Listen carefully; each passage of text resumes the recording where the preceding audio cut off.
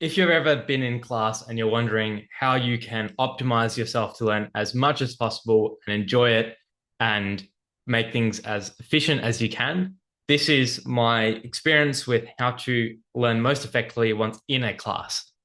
And so classes can often be like really boring, and you often like if you look at other people, they're all on their laptop doing something else or they're distracted. But there's some people who are like really locked in and focused. And I'm not saying to be that person because they might actually be the ones who they might not necessarily be having the most fun and actually learning most optimally. Because there's always someone who's just like writing notes, everything down. And I sort of look at them like, oh, like I should probably be doing more. But then at the same time, is this the most productive way? That's what we're going to discuss today. So there's a few points I want to touch on, but it all comes down to how can I learn more effectively? Number one thing is attention. So I find that the main thing for me in classes, if I'm paying attention to the lecturer or the teacher, then I'm going to be learning. But whatever takes away your attention is a barrier to your learning, right? So if I have my laptop open and I've got some jobs to do, I've got some emails to reply to, Facebook's open, like it's all compromising my attention, right? So if the lecturer is over here and then you're sitting on a table with your friends, you're not facing the teacher, like all those things are the basic things that will impact your learning. So the most important thing is like how much of the lecture are you actually paying good attention to what the material that's being taught. Now, if the teaching is not good, then put your attention somewhere else, right? Then like do your own study, I think. But you can drift in and out of attention too. So I think especially if it's good quality material, try and maintain attention for as much as you can, and then just anything that's sort of stripping away from your attention, get rid of it. So I think the most beneficial tutes for me are literally I have nothing in front of me, no laptop, none of that. I'm just like listening and watching, and that's like for the good teaching. If it's like really boring, like people just reading off the slides, then honestly, I can just pay no attention to the class, and maybe you just like look at the slides, read what they're saying. Oh yeah, probably this looks interesting. I'll pay attention. Versus, I know this is like kind of obvious. I'm just going to do my own thing. So you drift in and out based on what you want to do. Personally speaking, I will always do watch the pre-recorded lecture rather than go live. This is a very personal thing, but my theory is I can watch the pre-recorded lecture on 2 to 2.5 times speed whenever I want. Whether I can listen to it on a drive, or I can like watch it when I'm like doing some gym session or something like that, or I can watch it late at night, when I'm just bored. So you can like break it up, you can pause it, you can speed it up. I find all those advantages of pre-recorded material versus live, where you have to sort of like interact with the material the whole way through. Um, Now it's probably different. Like live in person, I'll always attend because it's just more fun with your friends. But live online versus pre-recorded, I'm doing pre-recorded any day. I don't ask a lot of questions, and so maybe that's why. If you're the person who likes asking lots of questions from your lecturer, that's probably a good thing, and you should probably keep doing that. And maybe live is beneficial. But I am generally a sucker for the pre-recorded because my theory is if you spend an hour watching the live lecture, how can you beat someone who like spends half an hour watching that live lecture and then like uses that other half an hour to like review it, do practice questions on it, ask like follow-up questions online, or like just does further studying? I think it's very hard to compete with someone who uses that, who does those things. So for me, most amount of like knowledge or learning per time is to speed up a pre-recorded lecture. Asking questions is an interesting aside. Like, I think this is just like textbook. Everyone will say, "Oh yeah, ask as many questions as you can of the teacher. It's good for your learning. Don't keep it silent." And like, yes, it is.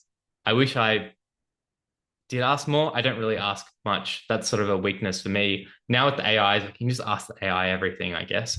But yes, if something is not making sense, then just make sure that's clarified.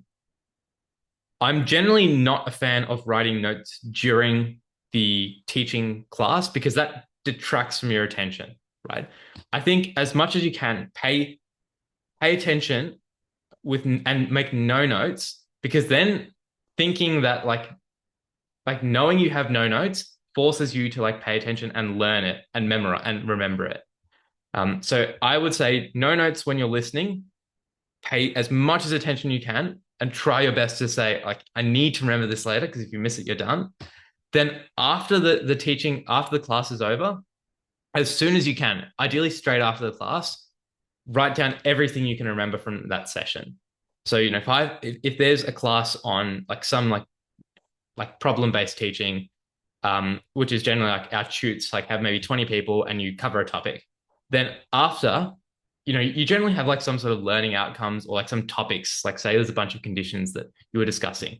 Then after everything in that class that was discussed, I would try and write out exactly what I've learned. And then what you could probably do is just compare what you've written down with your friends who are taking notes. Then you can just see like what you've missed. So ideally, no notes during the class, write the notes after the class, because then that is automatically, you're paying better attention. You're not getting distracted with your notes. Because when you're writing your notes, you're not listening as well to the lecture. So you're paying better attention. And by writing the notes after the class, that is already one rep of active recall and spaced repetition, or active recall that you're doing. Because if the teacher says, "Oh, write this down," you're just writing it. That's completely passive. But if you remember that formula later and write it down, then it's now active. Yes, like sometimes you might miss specifics, but that's why you can just check with someone else's notes. I probably wouldn't, just because the specifics like are generally a bit overstressed.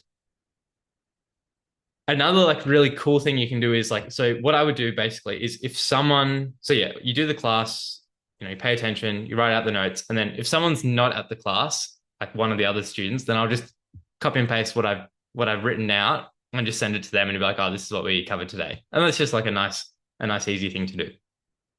But I think the main things are try and get the broad concepts, and don't worry too much about the specific details. If there is some like stat or some specific thing that you think is important during the class, then you can easily just like make a quick scribble about that. But you don't have to write out the whole sentence. Like, so, you know, like say you wanted to know the dates of World War II, right? You could literally just write World War II dates rather than like, oh, you know, World War II started in 1939, ended in 1945, etc. Because you can just Google the World War II dates later. So I think if you are going to do notes during, just make it like scribbles or points, like these random words. Like that is a more effective way of just like getting the information down quickly and acting as a prompt later that you can use for your spaced repetition.